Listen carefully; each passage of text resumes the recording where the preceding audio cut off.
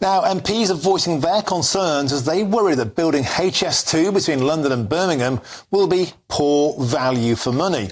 HS2's executive chairman, Sir John Thompson, says this section alone will cost more than £66.5 billion, far exceeding the original budget of a mere £44.5 billion. Well, joining us now to discuss this in the studio is our political correspondent, Katherine Forster. Katherine, this is as old as the hills, this story now. It's £100 billion and counting. It's a white elephant, not a single passenger has moved. Will it ever start?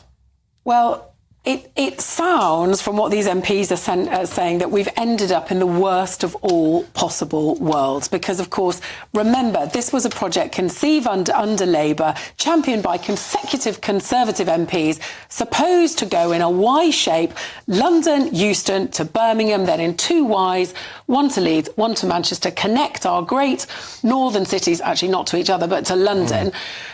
The line to Leeds was cancelled a couple of years ago.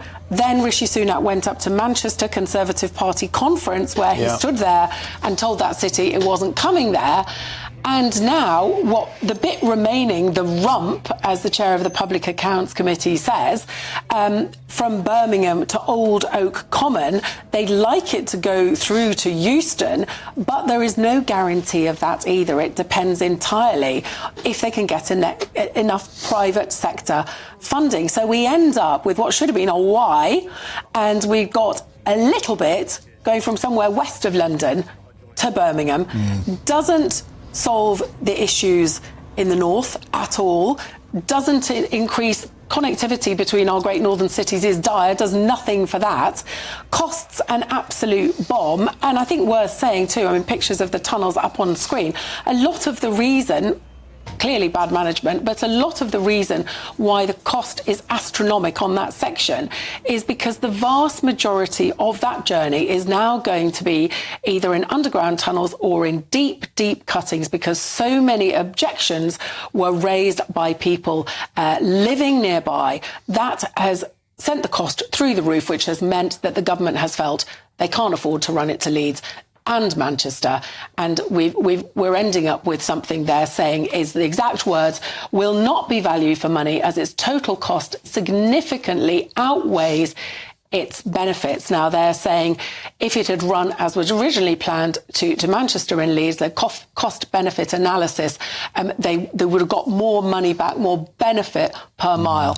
But that has gone, huge amounts of money spent, but the government saying it's the right decision, saying they're doing it for the lowest reasonable cost, and they don't want to cancel it, I think partly because they'd have thrown 11 billion down the drain, but also, I suspect, because how embarrassing to spend a decade and more talking about this and then scrap the whole thing. I think part of the Old Oak Common to Birmingham is a bit of face saving.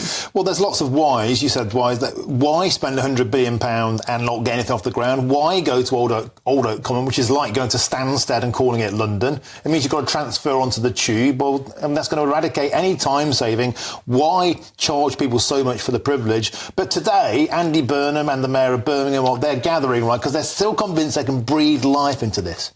Well, yes, because a lot of the ground properties have already been sold, land has already been bought. They're very keen to salvage something from this. And when this announcement was made back late last year, Andy Street, who West Midlands Mayor, bear in mind, a Conservative Mayor, was deeply, deeply unhappy and on the verge of resigning, even though it goes to Birmingham. Andy Burnham, Mayor of Greater Manchester, of course, completely livid, but they are trying to salvage something. So they're currently meeting. There's a press conference going on at the moment. They are talking to the private sector.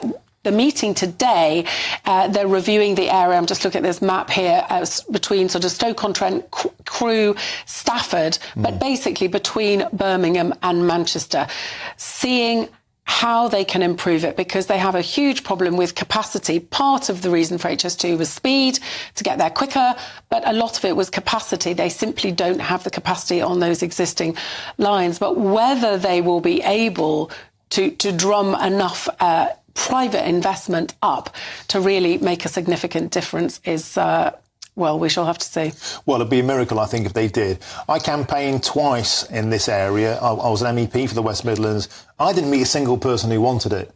I just didn't meet a single voter who wanted it. I met many, many people who were dead against it because of the environmental damage it caused, a feeling that it was designed to get Londoners to and fro to Birmingham 10 minutes fast. Well, what about local transport services? They were promised in 2019 levelling up, treating the regions with parity. We haven't seen transport improve across the Midlands, across the Pennines, across east-west rather than north and south. It always seems to be a London-centric policy. It does, indeed. And I mean, you could get to Birmingham pretty quickly in the first place. And Manchester already. But, Manchester, Leeds, Hull, Liverpool, all those millions of people, 17 million people in the north of England, the connectivity is shocking. It takes about the same to get from Leeds to Manchester on the train now as it did about 50 years ago, which is really dreadful. So, yes, you can go back, the east-west, if you were to go back in time, and it shouldn't always be about getting to and from London. But as you say, I mean, look at London. We've got this brand fabulous new Elizabeth line, no expense spared. Yeah. People in the north of England will be looking and thinking, well, HS2, well, at least it was something, but they feel that their transport links have been totally neglected. Yeah, I think I've got a great point there. Thank you, Katherine Forster. I mean, I got a train from Nottingham to Lincoln, and I'm not joking. I was looking out the window, a tractor overtook the train. That's where we're at. And these people are banging on about saving 10 minutes getting to London. I sometimes wonder if they live in the same world as us. Thank you, Katherine. Great stuff.